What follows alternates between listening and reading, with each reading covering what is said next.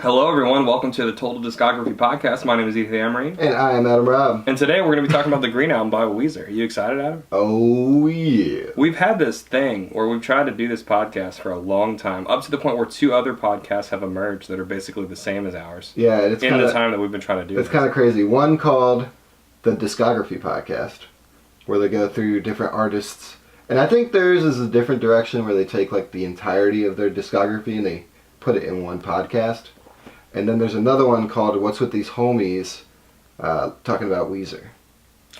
And they do exactly what we're doing. Yeah, and you know what? Honestly, like, this is the first of many series, and I'm okay with it. Like, yeah. Some people like Coke, some people like Pepsi, and some people just like lukewarm, old Diet Riot, which is ours. Yeah. And some people like Diet like Squirt. That Diet Squirt. Look at that Diet Squirt. It's delicious.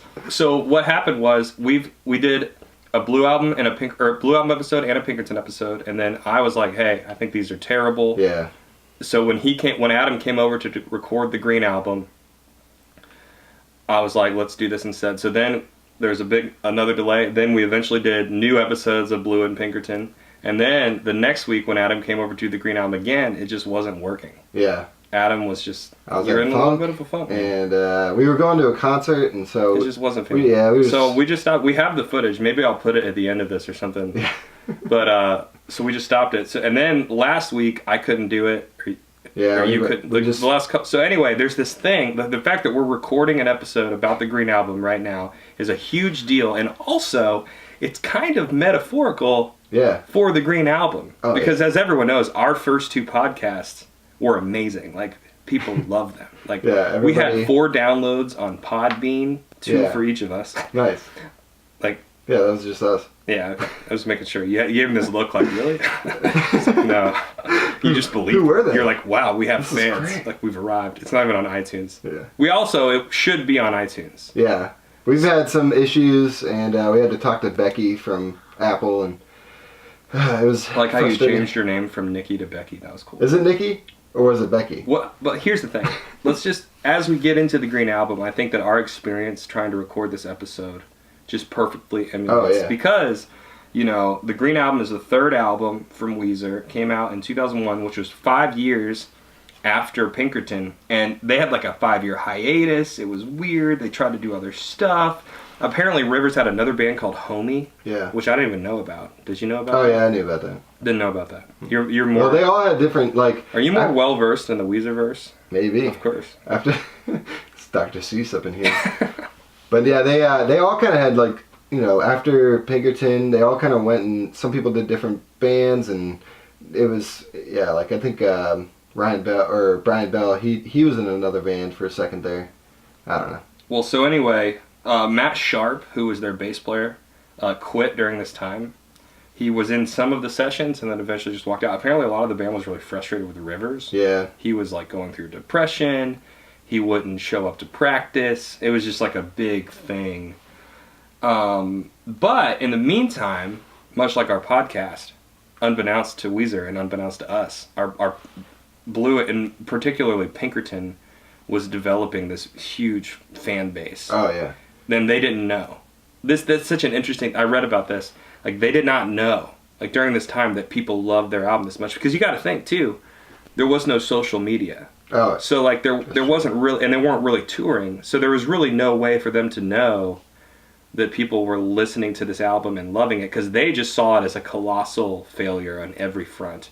Like, it didn't do well commercially. The fans didn't seem to like it. And then they just stopped playing. And so they had really no way of knowing that all these people were loving this album. Yeah. So they started playing these shows and were just shocked that when people they would were play like Pinkerton doing songs, the drum fills, people were singing the songs, knew like these songs. The lyrics.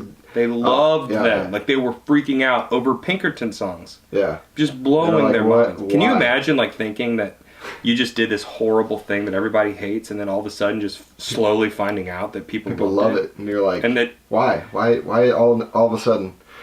So because of this success, they decided to record a new album, and you know, lyrically, Rivers, he like went the total opposite direction, which you can very much hear. Yeah, it's kind of like I think in my mind I think about it as like when you touch your hand to a stove, and you're like, they're like, oh, it's really hot, and then you just back away completely.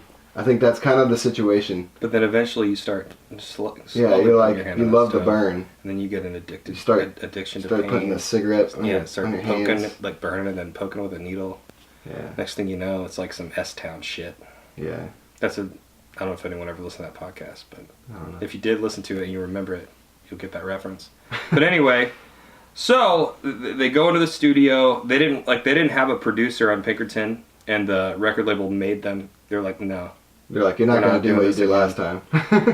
So what we got was the studio was so they were in every step of the way, making them rewrite songs, making them discard songs, making them have a producer. It was basically like Weezer's parents had let them run free, and then now are being extremely disciplinary. Yeah. I read that between the time of Pinkerton to Green Album, when they were recording it, Rivers wrote over 100 demo songs. I saw that you added that into the notes for this, because I was looking through oh yeah, and I was like, did I write that? Oh, but look, little Adam Robb. Yeah, that's how I do it. Look at him, he just threw that in there. So he gave all the Rick Ocasek. We don't know how to pronounce Dude, you know, his name. if you want to know how to pronounce his name properly, go listen to What's Up With These Homies. What's with these homies talking about Weezer.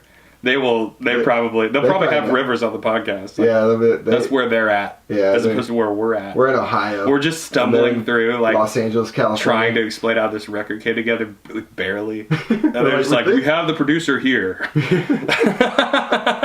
So anyway, it was weird. And anyway, but is that the first time The Voice has made its way into the podcast? I think so. We've done that, but I think so. He took those 100-some songs to Rick Ocasek and was like, hey, these are what this is what we're working with, and he narrowed those down to 18 songs, I believe, and then from there, that's when he Amberlin. It's great podcasting. That was my fault.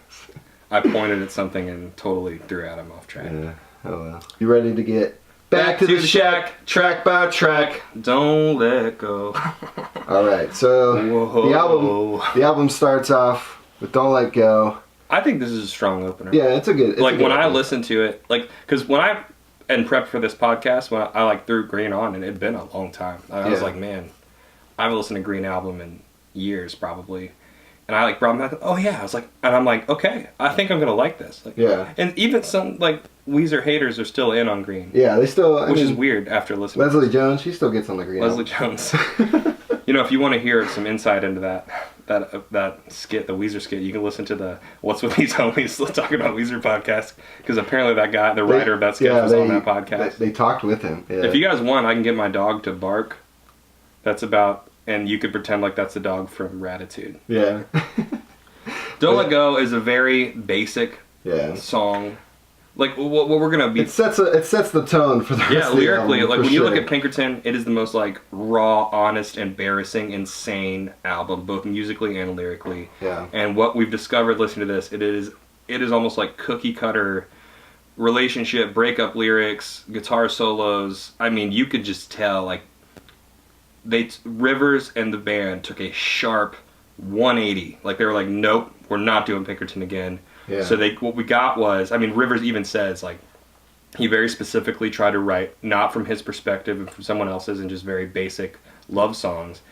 And I think he does say obviously some of him got in there. Yeah, and a lot of the songs he was there's an interview I watched where he's just kind of some of these songs I just kind of started playing and said words that came to my mind, and some of them made sense, and he's listening back on them. There's Hash Pipe. Yeah, he's listening back on them. I'm I don't even know what I meant, but there's also some problematic lyrics here. They're songs.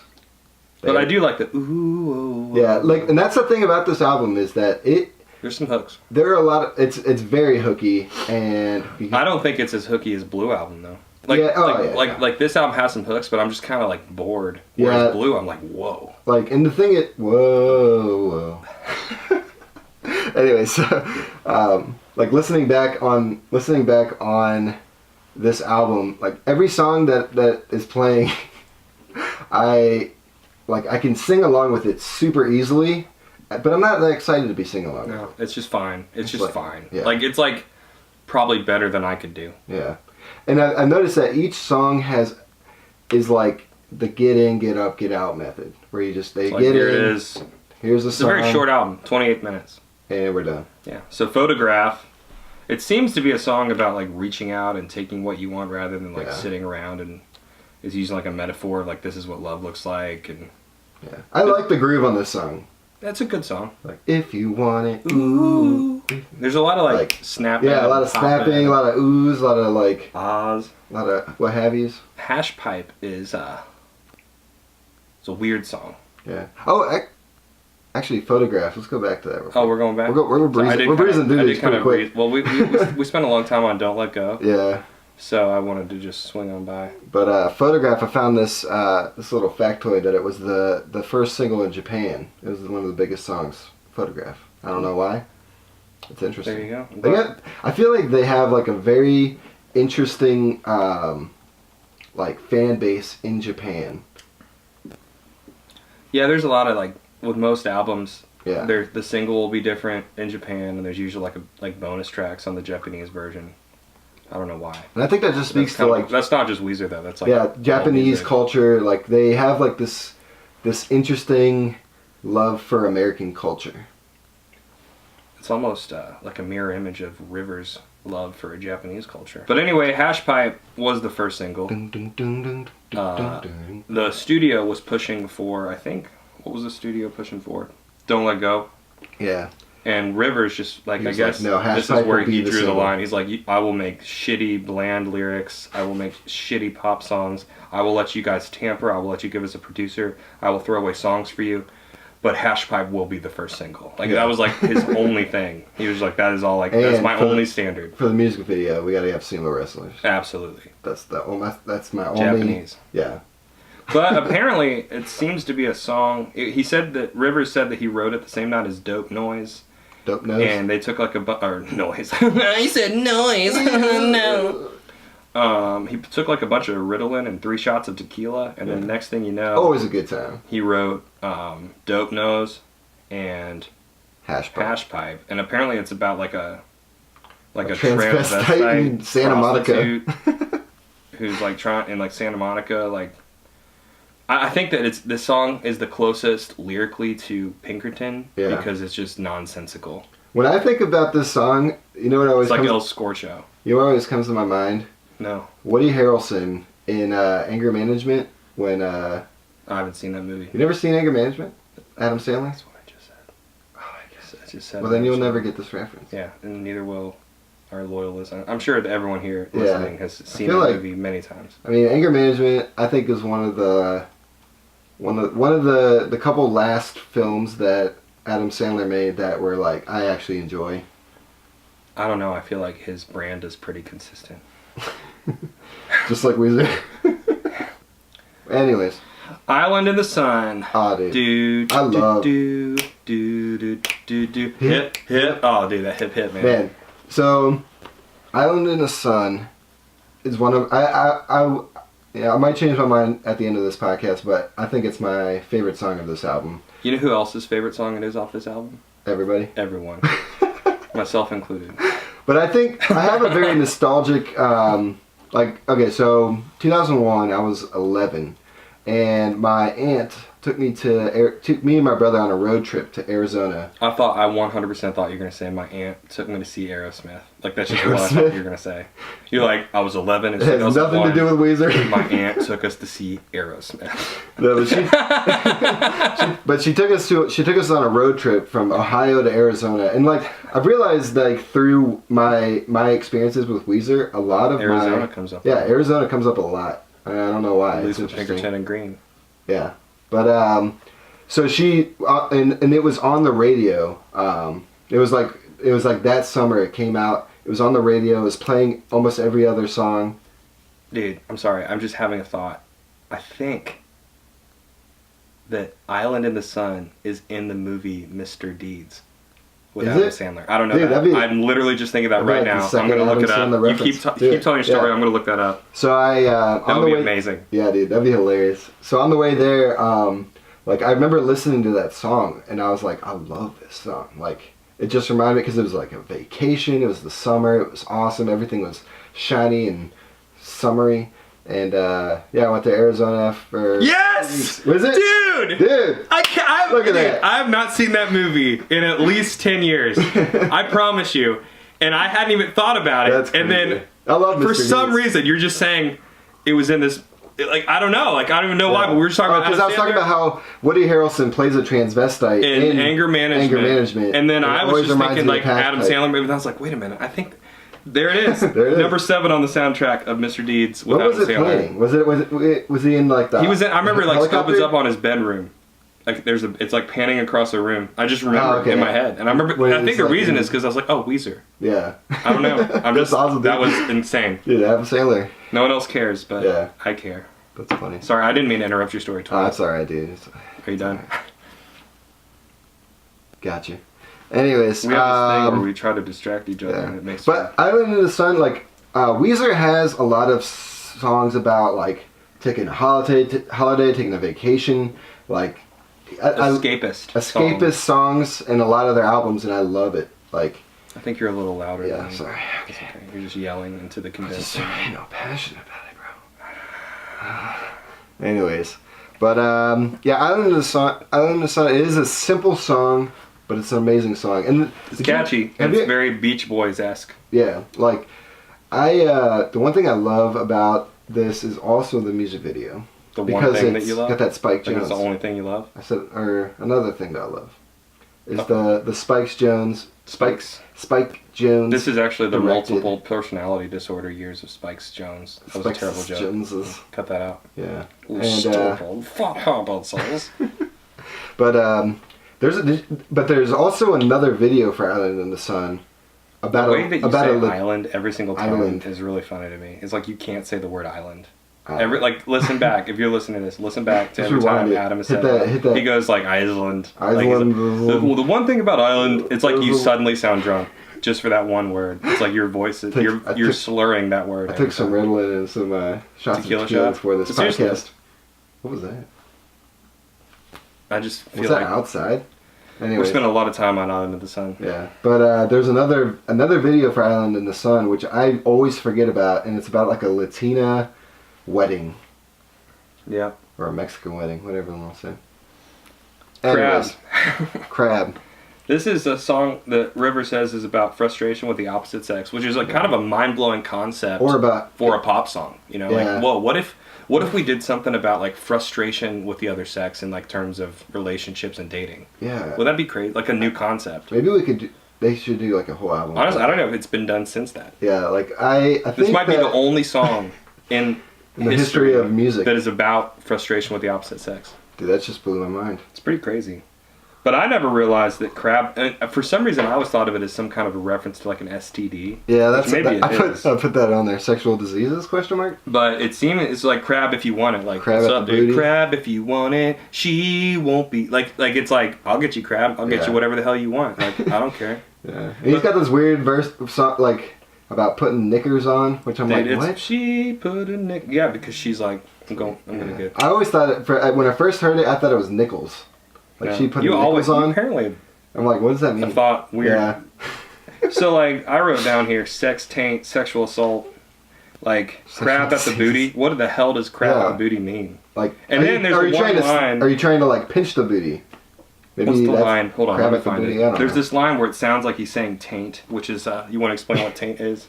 I'd rather not. It's the area between the vagina and the anus. Yeah, or the ball sack. Or the ball sack and the anus. Yeah. If you guys don't know, anatomy lesson from the Total Discography podcast. That's what a taint is. Yeah. But there's this part. Oh, it's coming through that. Oh, I was like, why does it sound so far away? Why are you so far away from me? All right, so we gotta get that Pinkerton in this.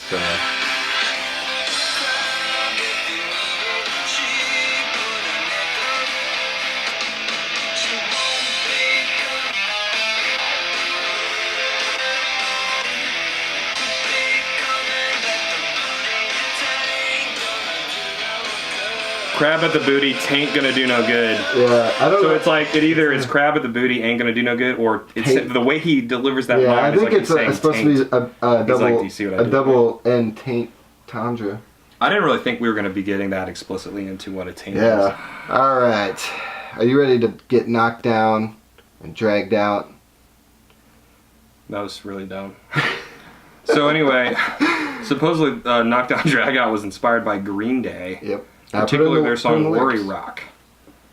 Knockdown, dragged out fight. I never realized, like Weezer and Green Day and Jimmy World were... They're kind of contemporaries. Remember I told you before, like the three bands that like changed my life were those three, but I never realized how related Green Day was with Weezer, particularly River's fascination with Green Day. Yeah, I think this is what happened. So, with Blue Album, they're thrust into the limelight. They're like, they're thrust. Anyways, and then they This is why the other podcast is better. You know what? Just turn this off. Just go listen to What's With These Homies talking about Weezer. They're doing. We're joking about this, but it's true. Yeah. Like, just stop. If you're still listening to this, you're an idiot. Are you still here? This is like the end of Ferris Bueller. Hey. So, Blue Album, they're thrust in the limelight. Pinkerton is their very personal or what am I thinking of? Tired. Lethargic. Very lethargic. Kind of drowsy. Cathartic. There we go. They're real tired, sleepy. It's kind of like you were when we tried to record this podcast last time.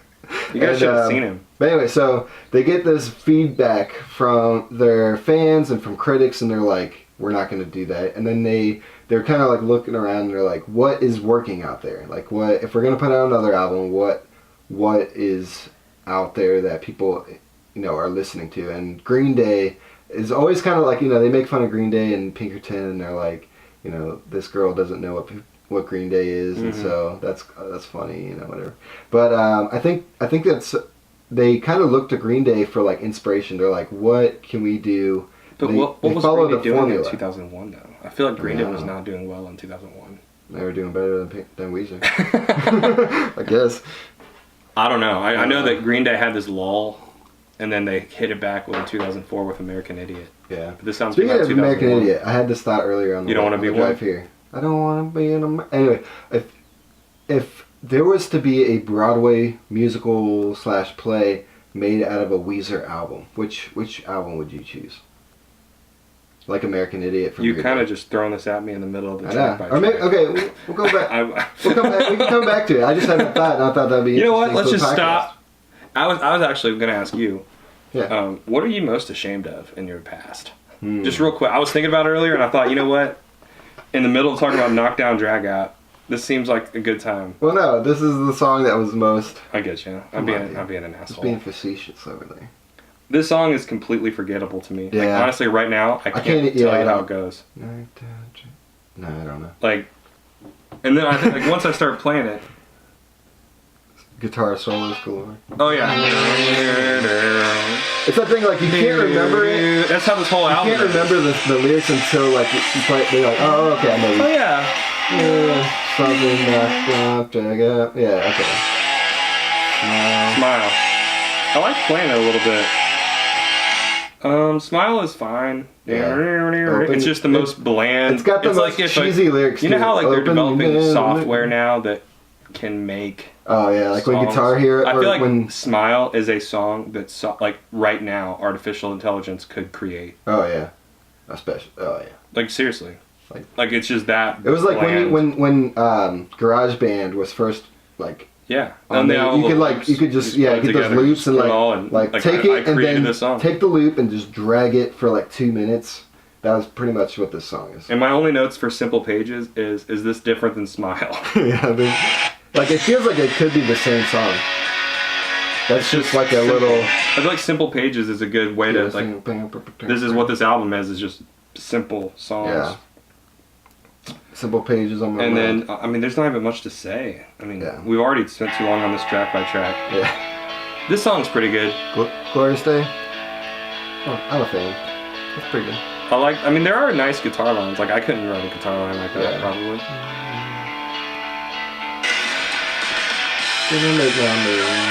It's just another song about longing for a girl. Yeah. And then, I think Oh Girlfriend is such a weird song to end this album with.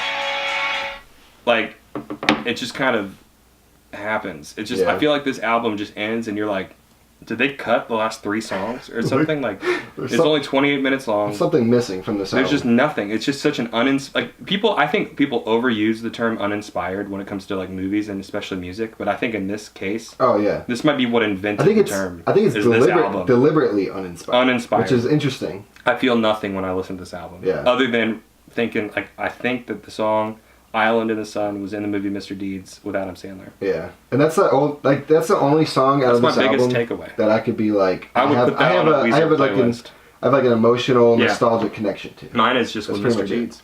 Yeah. I would like if I were to make like a best of Weezer playlist. The only song on this album that would make it is "Island in the Sun." Yeah. So, that's the track by track. Let's see what everyone else thought. You ready to get dangerous? Everybody get dangerous. Everybody get dangerous. That was terrible. Yeah. We're getting there. Yeah, we're getting there, guys. Thanks for sticking around. Did you listen to an episode of the other one? Did they have any cool transitions or anything? Of what? Not really. No. No. Well, we got that going for us. Yeah, we got that. They did like. they're not. What if they did back to the track by track? I would just quit. I would like, alright, we're done. Not doing this. There's nothing original in the world that we can do. Are their names Adam and Ethan? No, it's like Matt something. Did one or two of them hike the Appalachian Trail at one point? Does either of them have a rap album? Nah. One did go to Harvard. So, the Green Album debuted at number 4 on the Billboard, sold 215,000 copies, which for that time isn't great. Yeah. Like, that 2001, that's when, like, people were, like, NSYNC was selling, like, millions of albums. Oh, yeah. It was received very positive, except for Pitchfork. This is what begins Weezer's relationship with Pitchfork, that is basically Pitchfork just hates Weezer. Everything about Weezer. Which, I mean, I agree with, honestly, with Pitchfork's analysis of this album. 4 out of 10. Yeah. Whereas most other places were like, it's pretty good. Rolling Stone described this album as a squeaky clean power pop and the anti-Pinkerton, which I agree. That's pretty much it.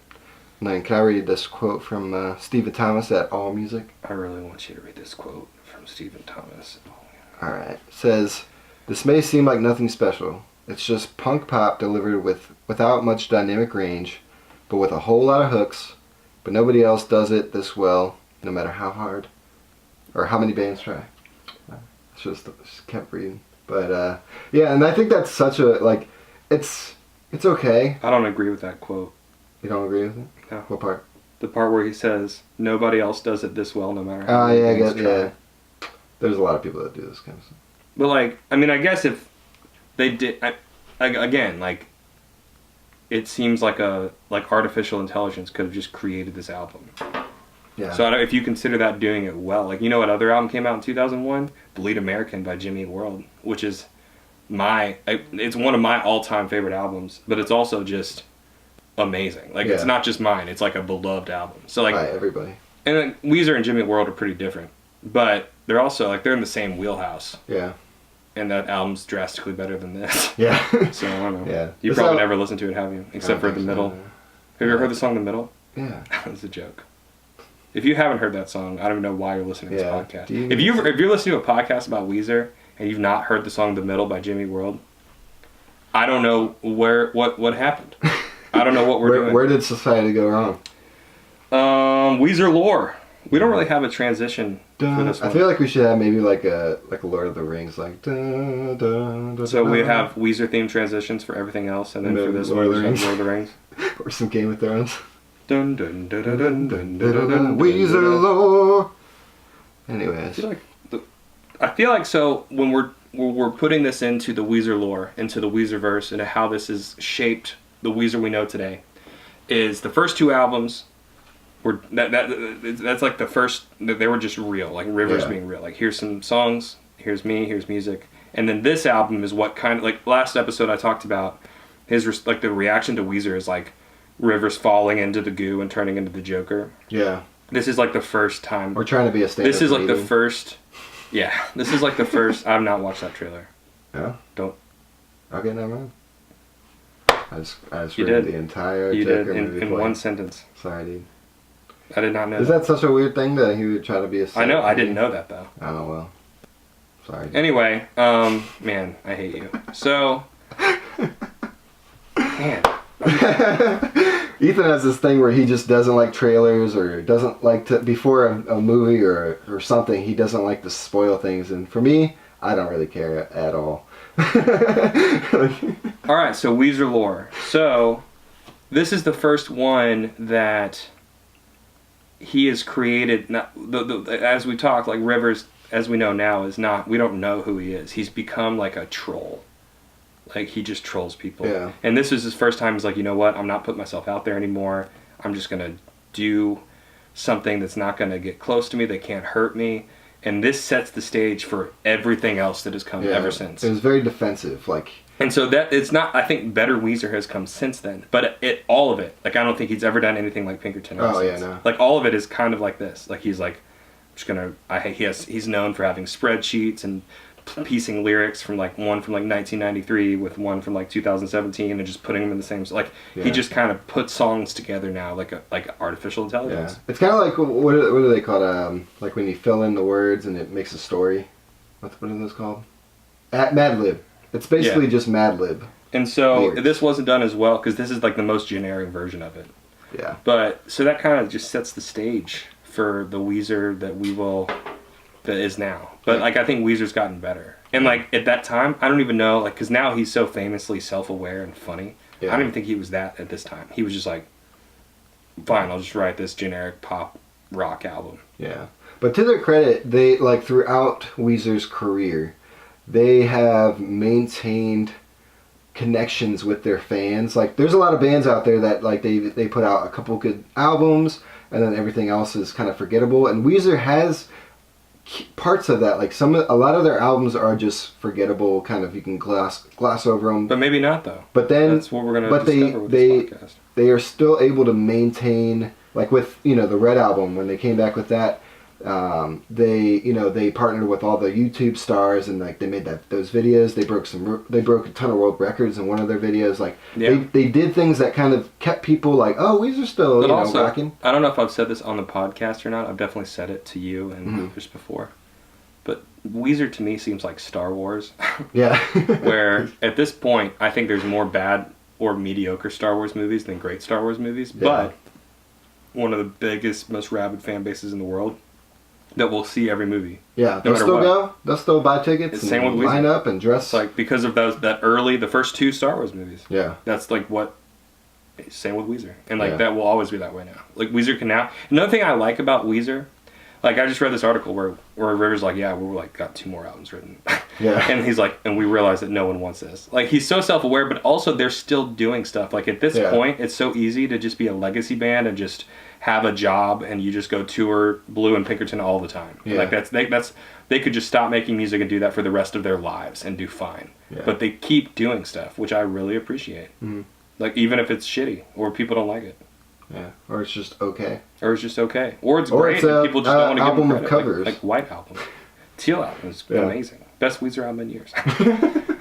Yeah. Anyway, so that was the Green Album. Next week, I'm really excited about next week because Maladroit was, as I've mentioned, one of my first exposures to Weezer. I like and I've barely given it any, like I've listened to it maybe twice. Oh girl, when I'm in love with you. So I'm excited to dive into it. Keep fishing. And I'm glad we're getting over this Green Album. We got over the Green Album hump, and it's going to be on iTunes and everything. Yeah. We figured it out. But anyway, our sponsor this week is What's With These Homies Talking About Weezer. Yeah, thanks. That's not really our sponsor.